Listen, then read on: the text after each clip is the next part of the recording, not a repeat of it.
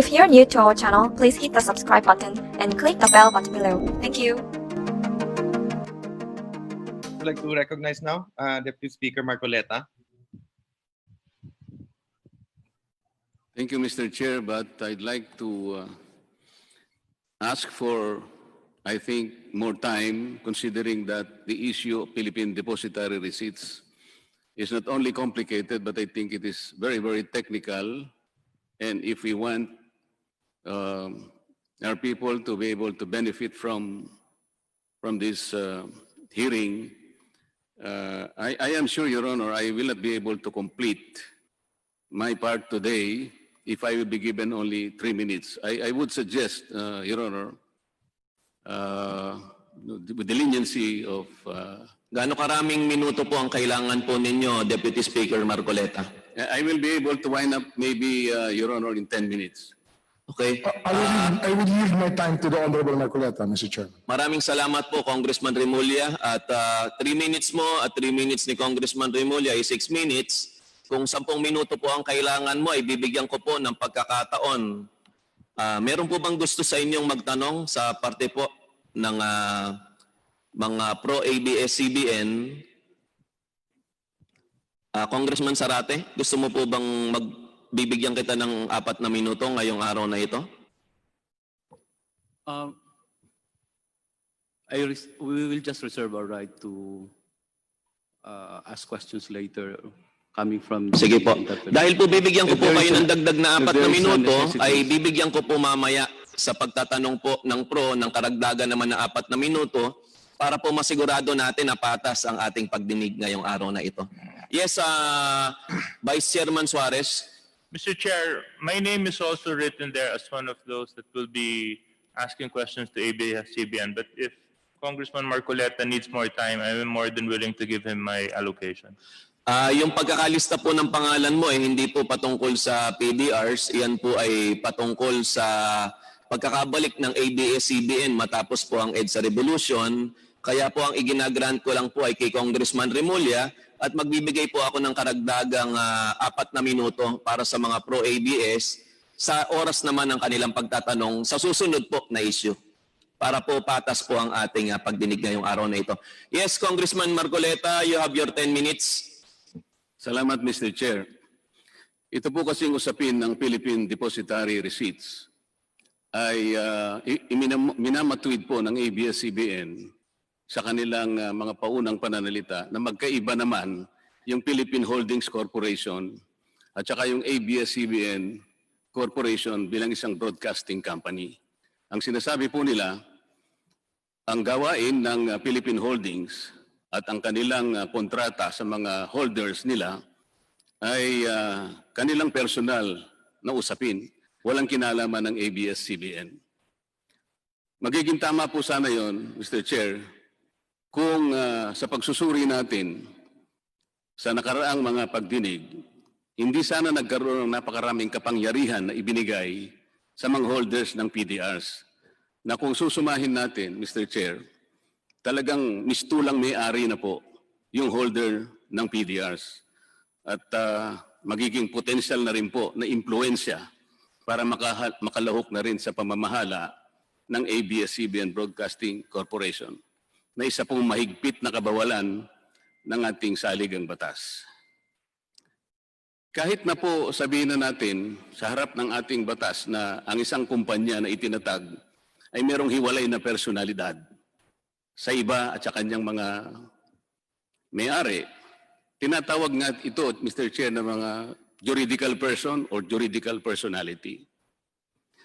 Ang hindi po binanggit ng ABS-CBN, Mr. Chair, ay ang ating mga batas din ay nagbibigay ng isang mabisang remedyo na laganap sa ating jurisdiction. Ito po yung tinatawag na piercing the veil of corporate fiction. Ano po ito, Mr. Chair? Ito po ay isang datang ginagamit kung isang korporasyon na itinatag ay ginawa lamang para ito ay magamit sa maling gawain o kaya may layuning makaiwas o makaalpas sa mga pananagutan.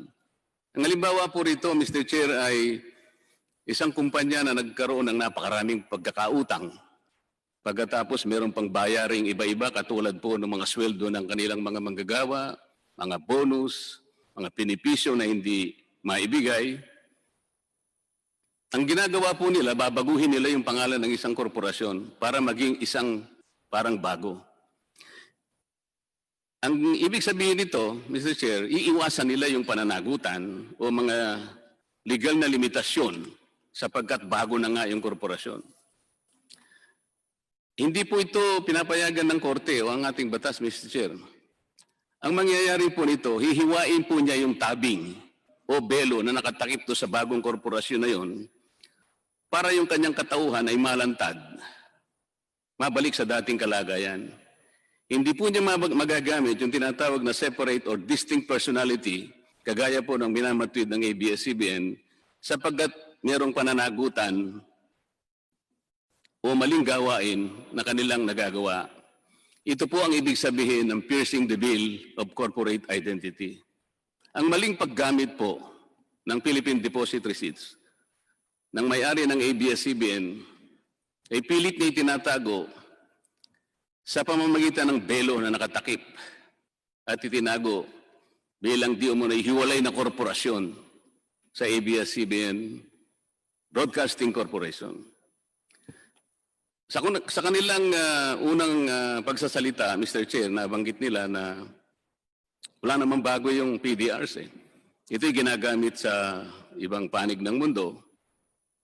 Totoo po yun, Mr. Chair. Sapagkat sa ibang panig ng mundo, katulad ng Amerika halimbawa, wala naman pong requirement na 100% ownership ang kanilang mga broadcasting corporations o mga istasyon na radyo. Ang totoo pa nga po, Mr. Chair, 3 taon na nakararaan, pinayagan pa nga sa isang grupo ng mga broadcasters, 100% foreign ownership. Baligtad po. Hindi po kagaya sa atin. 100% Filipino ownership at saka yung kanyang pamamalakad. So, kailangan po nating magpakaingat.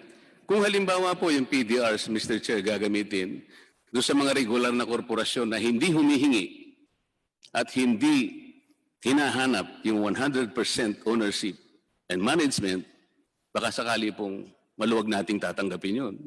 May mga kumpanya na 60% lang, kung advertising hanggang 70% lang ang Filipino ownership. Pero dito po kasi, ang pagkakaiba, talagang 100% ang kinakailangan. Kaya nga po, yung paggamit ng Philippine Depositary Receipts sa ating pagsusuri ay sa tingin natin, sapagkat naarmasan na mabuti, naging mistulang may-ari na po yung holder ng Philippine Deposit Receipts at nakapag-i-impluwensya na rin sa mga hakbangin na pwedeng gawin ng ABS-CBN. Meron po tayong nakalap, Mr. Chair, sa ibang bansa, lalo na sa Amerika, kung paano ginagamit yung tinatawag nating piercing the veil of corporate fiction. Sa Florida po, tatanggalin po yung belong nakatakip sa isang korporasyon kung ito ay ginagamit ng isang alter ego lamang. Ano po yung ibig sabihin ng alter ego? Parang shell company, parang kasangkapan lang. Ang ABS-CBN Holdings Corporation, Mr. Chair, wala pong ibang gawain ito eh. Wala siyang ibang negosyo. Ang tanging ginagawa niya lang, mag-issue ng Philippine Depositary Receipts. Wala na pong iba. Ito po ay inaamin ng ABS-CBN sa maraming mga dokumento nila. Sa Alaska po, ginagamit po yung pag-aalis ng tabing o belo ng isang korporasyon pagka ito'y sobrang kinokontrol ng isang parent company o ito'y gumagawa ng gawaing nakalalabag sa batas. Sa Nevada, kung ang korporasyon ay pinamamahalaan bilang isang alter ego, ganun din po, at mayroong kaisahan sa interes at pagmimayari. Mamaya po, babanggitin ko po kung anong koneksyon ng maraming kumpanya na itatag ang mga Lopez Company, kung paano ng interes at pagmimayari ay talagang mayroong kaisahan. Sa New York po, ginagamit yung piercing the veil of corporate fiction kung ang shareholder po, ginagamit ang korporasyon bilang isang ahente. Parang ganito rin po ang nangyari. Parang alter ego lang po yung ABS Holdings Corporation para makagawa ng mga bagay na sinasabi nating nakalalabag at nakapagpapaikot sa saligang batas. Sa Texas po, ginagamit din ito pagka-alter ego ng magulang na corporation at para maiwasan ang mga legal na limitasyon. Katulad po ng binabanggit natin. Ano po yung mga legal limitations? Bawal po yung hindi purong-purong Pilipino na magme-may-ari at mamamalakad ng kumpanyang may kinalaman sa mass media. Sa Pilipinas po, lahat ng ito'y ginagamit natin.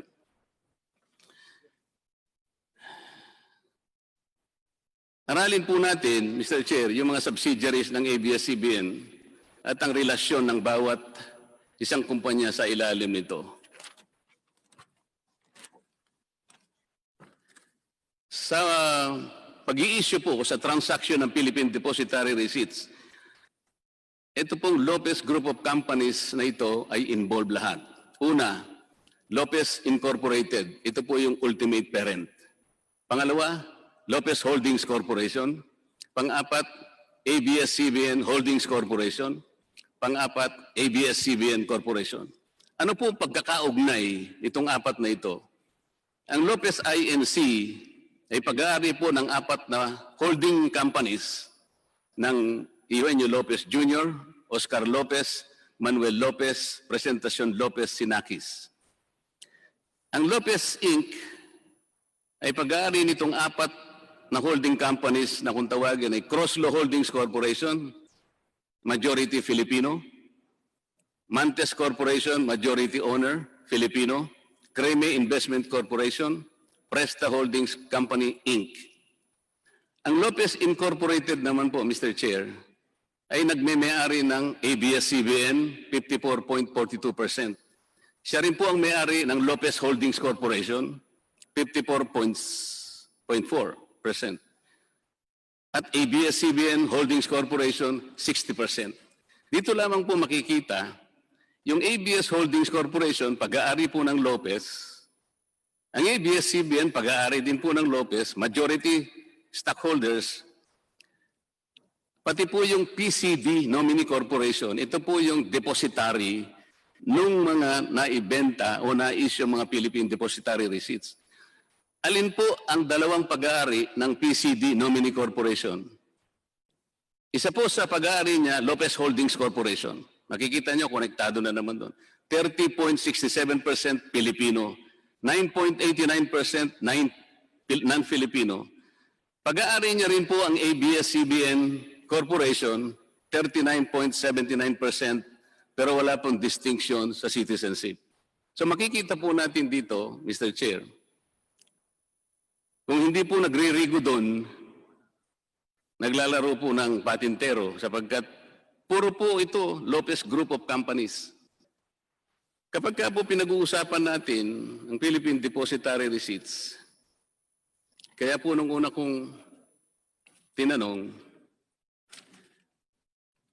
nagsimula po kasi yung ABS Holdings Corporation, Mr. Chair, at ito po naman ay aaminin siguro ng ABS-CBN.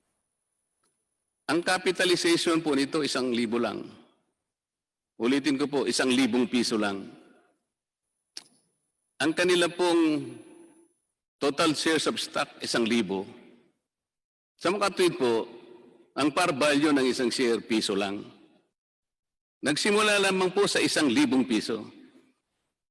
Makalipas po ang halos 5 buwan, pinangalanan po ito ng ABS-CBN Holdings Corporation. At nakapag-issue na nga po ng 132 million PDRs. May katapat na 132 million shares of stocks na inilipat po ng Lopez Incorporated sa ABS-CBN Holdings Corporation. Tinanong ko po ano ang trato sa halagang halos 6 na bilyon sa libro ng ABS-CBN Holdings. Ang sabi po nila, ito po isang kapital. Malinaw po na binanggit nila. Kung ito po ay recorded sa books, hindi ko pa nga po alam, saang libro po kaya? Libro po ba ng ABS Holdings Corporation? Libro po ng Lopez Inc. O libro ng ABS-CBN, tinrato po ninyo yung 6 billion bilang kapital. Saan pong libro na record yun? ABS-CBN?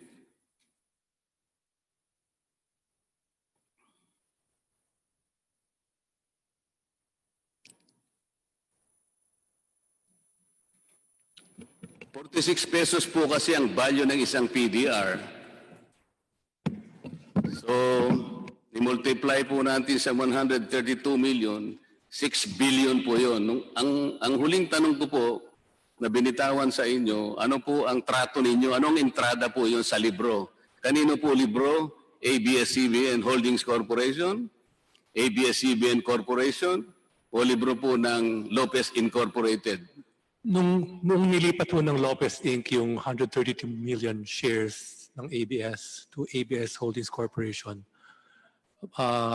parang liability lang ho siya ng ABS Holdings Corporation to Lopez Inc. So nakabook ho yun sa ABS Holdings Corporation as a liability. Nag-iba po yung sagot ninyo. Kung natatandaan ko po, ang sinagot po ni Attorney Del Castillo, capital. Ngayon po, liability na naman. Ganito po yan eh. Kahit na po hindi ako accountant, ang pagkakaalam ko dyan, asset equals liability plus equity. Kung sasabihin po ninyong liability yan, edi babayaran po yan. Akala ko po ba security ang Philippine Depositary Receipts? Ang nangyari ho dyan, nung nag-offer naman ho yung ABS Holdings Corporation ng PDRs, natanggap po niya yung proceeds at binayad niya sa Lopez Inc. yung proceeds ng PDRs. E paano po nung i-transfer ng Lopez Incorporated yung mga shares of stocks underlying the PDRs? Nung i-transfer po, ano po siya ngayon? Naging asset po siya ng ABS Holdings, pero ang counterpart po niya is a liability to Lopez Inc. Ngayon, binenta ho yung PDRs, nagka-pera ho si ABS Holdings, ginamit ho yung pambayad sa Lopez Inc. ng kanyang liability. Nung binayad po, nung nirelease yun po yung mga common stocks, edi may bumaba po ngayon. Yung liability bumaba po. Kasi nag-transfer po kayo, di ba? Naging asset nung kabila. Ito po yung nagiging problema sapagkat napakahirap tuntunin po kung saan pumasok yung PDR, saan ginamit, paano na record. Kaya nga po, sa tingin ko, gagamitin po natin yung tinatawag nating piercing the bill of corporate fiction sapagkat dito lamang po natin matutuntun talaga yung daloy po ng mga transactions. ABS-CBN Holdings issued 100. Ay, sino po nakakuha nitong pera nung 6 billion plus? Lahat ho ng proceeds nagpunta muna ho sa ABS Holdings Corporation. At yun ang pinambayad sa pambili ng ABS Corporation shares. So, paano po anong nangyari po sa Lopez Incorporated? Siya po kasi ang nag-transfer eh. Nangyari ho, tinransfer niya ho, parang pautang muna, and then yung nagkaroon ho ng proceeds si ABS Holdings Corporation, binayaran ho niya si Lopez Inc. So, nabayaran ho yung utang. So, ang recording ho sa books niyan sa ABS Holdings Corporation is an asset. So, talaga pong umiikot lamang sa mga kumpanya na ito. Tama po ba? Legal naman ho yung pag-ikot. It's a business transaction. Tsaka na po natin pag-uusapan kung legal o hindi. Umiikot lamang po, hindi po ba? Maliwanag po yun. It was being transferred. Okay. Doon po sa ABS-CBN Holdings financial ratios nyo as of December 31, 2018, ang total assets amounted to 18,863,784 with net revenues of 4,123,648. Paano po nagkaroon ng revenue samantalang ABS Holding ay isa lamang holding company? May revenues ho yan sa dividends ho na nare-receive from ABS. Paano po? Holding company lamang po siya eh. Opo. So bakit hindi po kayo nag-report ng gross revenue? Tinignan ko po kasi wala kayong gross revenue. Ano po yung sources ng revenue nyo? Yung dividends ko na lang gagaling sa ABS-CBN Corporation na dinedeclare nila. Parang hindi po tama na magkakaroon kayo ng revenue sapagkat holding company lamang po. Di bali po, tingnan mo. Kung mamarapatin niyo po ang holding company Ma'am, po. sandali lamang po para kasi baka maubos po yung... Yun pong trading ng Philippine Depositary Receipts, sabi po ng ABS-CBN Corporation, meron siyang unrealized loss as of December 31, 2018 in the amount of 863,174. ABS-CBN consolidates the financial of its subsidiaries, but ABS-CBN Holdings is not a subsidiary. Pero ito po ay 60% na pagmamay-ari ng Lopez Inc.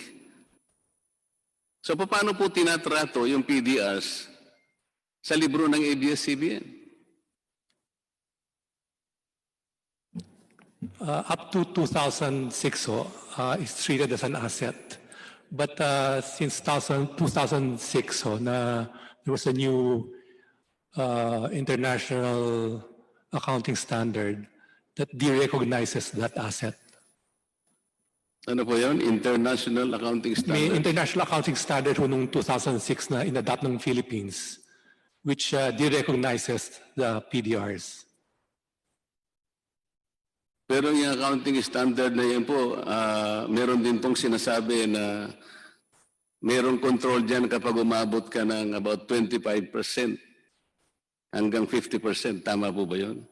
Hindi po yun yung standard na ginagamit, yung ibang standard. So paano po yung fluctuation sa fair value ng Philippine Depositary Receipts ng ABS? Paano po nire-record yung fluctuation? Sapagkat ang sabi niya merong loss eh. Ngayon ho, dahil de-recognize na siya, hindi ho nare-reflect yun sa books ng ABS Holdings. But that was up to 2006. Before 2006, that was reflected in the books and in the financial statements. Kung yun pong PDR holders nag-exercise ng option para doon sa delivery ng underlying shares,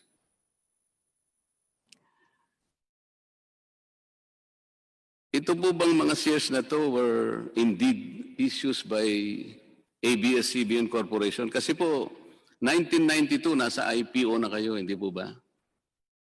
That's correct, sir. Nagbayad po ba kayo ng 1/2 of 1%? O 5% o 10% ng capital gains tax? Alin po doon ang binayaran ninyo? Noong 1992, parang ang tanda ko, wala pa hong IPO tax. But every time there's a cross or a sale in through the stock market, the stock transaction tax will be paid. ABS-CBN Holdings, Mr. Chair, shows in its financial reports that the obligation to deliver the underlying shares to the PDR holder is secured by the pledge of shares in favor of security agent acting on behalf of its PDR holder. How does the PCD, ito po yung security holder, hindi po ba? Ito po yung Philippine Central Depositary. Ito po yung holder, sabi po kasi ni Atty. Del Castillo nung huli tayong... Totoo po yan. Okay. How does the PCD vote on the underlying shares? Ang PCD po is just a custodian. Sila lang po hawak ng mga PDRs. Alam ko po yun, pero Hindi sila po yung pinaglalagakan ng depositary receipts. Opo, opo. Sinong bumoboto doon? Sila po ay may kapangyarihang bumoto kung, Ano kung po? kakailangan. Ano po? Sila po ay may kapangyarihang bumoto kung kakailanganin. Yung nominee po ang bumoboto? Kasi po may power sila to... Wala shares. pong instruction yung holder ng PDRs? Depende po sa instructions ng PDR holder. Yun nga po. Pero nanggagaling po yung instructions doon sa may-ari ng PDR. Isa Tama po po kasi yun. sa kapangyarihan na binigay ninyo yun eh. Tama po yun. Kaya po, sabi nga natin, kahit na hindi sila bumoboto, but they can direct and cause or even influence the kind of vote that the nominee will do. Yun po. Hindi po yung Does this pledge give the assurance that the underlying shares are not delivered to non-Filipino PDR holders? Halimbawa po, siya po yung may hawak nun eh, may pledge eh. Sigurado po bang hindi nakakaalpas yun at hindi na ibebenta sa hindi Pilipino? hindi po kasi pag naka-pledge po, hindi po pwedeng ibenta. So, paano po ninyo nalalaman na kayo po ba yung nagmo-monitor nun? Meron po ba kayong strict? Kasi violation po yan ng Alam po pledge. natin, pero sinasabi natin, paano kayo, gano'n nyo nalalaman na namomonitor ninyo? Meron po ba kayong mechanism? May regular reporting po yan. Kayo po ang nakakatingin? Hindi po ang pledge po ang O kaya nga po, pero wala kayo doon para tingnan na siguradong hindi nabebenta sa mga hindi Pilipino. Tama po? fiduciary obligation po kasi yan, so hindi po pwedeng i-breach. According to 2018 financial statements of ABS-CBN Corporation, yung pong preferred shares ninyo are convertible to common shares. On November 15, 1992, yung mga stockholders po ninyo, inimyendahan yung Articles of Incorporation at nireclassify ninyo 200 million unissued shares with a par value of 1 peso into preferred shares of 20 cents per share. Assuming po, Mr. Chair, na in-exercise po yung Philippine Depositary Receipts at saka yung common shares po ay hindi magkasya, kulang-kulang. Is it possible that the preferred shares will be converted to meet the required common shares? Hindi po. Bakit po? Yung PDRs are only exercisable into common shares. That's in the... Ano po yung value nung pagkaka-convert naman nila into common shares? Kasi po nagkulang na nga eh. Hindi po convertible yung preferred shares into common shares. They're just ordinary preferred shares, Your Honor. Eh, ito po kasi yung nakalagay sa inyong audited financial statement 2018. Wala po kaming ganung nakalagay sa audited financial statements na Kung convertible yung sakasakali preferred po shares. sakasakali pong maipakita ko sa inyo, magbabago po yung sagot ninyo. Pwede mo makita yung... Pwede Sa, mo mga makita yung... sa susunod na po kasi kulang na po yung panahon ko eh. Ang tanda ko, wala akong ganun sa audited financial Sige statements. po, pero ipakikita ko pa rin sa inyo. Sige po. If the shares are pledged in favor of the security agent, ito po ba ay mga numero lang o specifically designated para doon sa mga holders ng PDRs? Tunay na po na shares po yan na naka-pledge. Ito nga, numbers lamang po ba o specified, designated sa mga PDR holders? Hindi po. It's fungible po. So a total of 132 million shares ang naka-pledge. Wala pong corresponding certificate number 1 for PDR holder number 1. So yun po yung nagiging problema, Mr. Chair. Napakarami po ng maaaring mangyari, magpapaikot-ikot po sa napakaraming holding companies. Kung minsan po yung transaction, hindi po natin malaman kung ito'y nakarehistro bilang asset, bilang liability, o kung kanino libro dapat matala. Sapagkat makikita natin, napakarami po ng holding corporations na humahawak sa mga korporasyon din nila na mahihirapan po siguro, kahit siguro yung pinakamagaling na accountant. Kaya nga po, nakita natin bilang isa sa maaaring pagdudahan ay yung paggamit ng Philippine Depositary Receipts. Hindi po pangkaraniwan na ito'y ginagamit kapag ang isang korporasyon ay kaugnay ng mass media. In regular corporations, Mr. Chair, I would probably concede that some kind of legal maneuvering can probably be tolerated. 60% lang po ang kailangan eh. 70% kaya. Pero kapag kayong mahigpit na kautusan po, 100% Pilipino, wala sanang mangingimi na gagamit ng isang kaparaanan na maring pagdudahan, kagaya po itong nangyayari ngayon. Yung holding companies kasi, Mr. Chair, allow Lopez groups of companies to raise large capital through PDRs.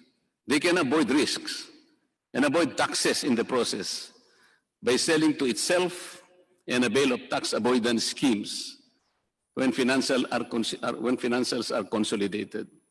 In other words, Mr. Chair, yung holding companies nagagamit para mamanipula through corporate layering yung pag-aari at pati yung pamamalakad ng mass media, isang bagay na nauwi sa monopolyo na ipinagbabawal ng batas.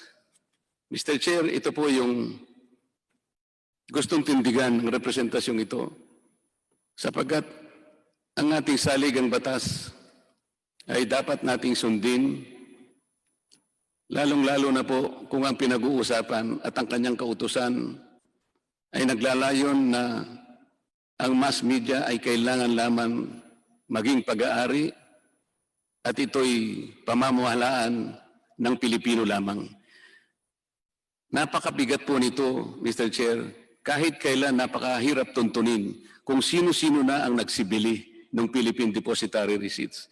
Sa ating pong record, Mr. Chair, ang number one na bumili ng PDRs, mga dayuhan, 198 million Philippine Depositary Receipts, representing 61% of over 320 million Philippine Depositary Receipts already sold.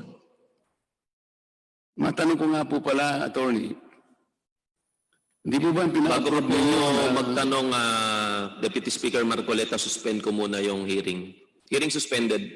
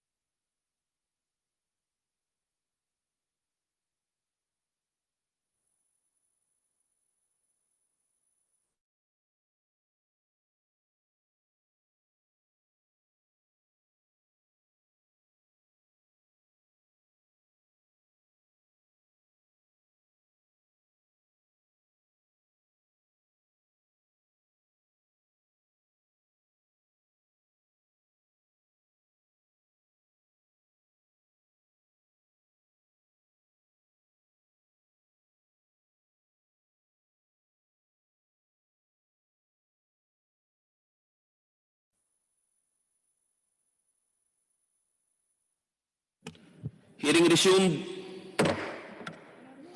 Deputy Speaker Marcoleta. Mr. Chair, kagaya po ng aking binanggit, dito lamang po umiikot yung involvement ng Philippine Depositary Receipts sa mga korporasyon ng pamilya Lopez. Lopez Incorporated bilang ultimate parent, Lopez Holdings Corporation, ABS-CBN Holdings Corporation, ABS-CBN Corporation. Ang Lopez Inc., Mr. Chair, ay siyang nagme-may-ari ng ABS-CBN Corporation 54.42%. Siya rin ang may-ari ng Lopez Holdings Corporation 54.40% na sila po ang nag-i-issue ng Philippine Depositary Receipts. Siya rin po ang may-ari ng ABS-CBN Holdings Corporation 60%. Ngayon po, yung security agent, ito po yung PCD, Nominee Corporation, na siyang pinaglalagakan ng Philippine Depositary Receipts, siya rin ang may-ari ng Lopez Holdings Corporation. 30.67% Filipino, 9.89% non-Filipino. At siya rin po ang nagme-may-ari ng 39.77% ng ABS-CBN. Sa harap po ng katotohanan ito, Mr. Chair, paano pa po natin hindi makukonclude o paano nilang matatanggihan na hiwalay na personalidad ang Philippine Holdings Corporation? Mahirap po yatang palitawin na hindi kasangkot lahat ito sapagkat sabi nga natin, nagre-rigo doon ng lahat ng mga kumpanya at para nagpapatintero na lamang kung pag-uusapan ay itong involvement po ng Philippine Depositary Receipts. Maraming salamat po, Mr. Chair. Maraming salamat, Deputy Speaker Marcoleta. At sa kaalaman po ni Deputy Speaker Marcoleta, kayo po ay nakakonsumo ng 30 minuto, kaya minus 6 minutes po ay 24 minutes na ibibigay natin sa kabilang panig naman po mamaya. At sa mga pro-ABS, magagamit nyo po ito, lalong-lalo na doon sa mga author ng new franchise ng ABS-CBN, ay magagamit nyo po yung 24 minutes na karagdagang oras na yan kung kailan nyo gustong gamitin.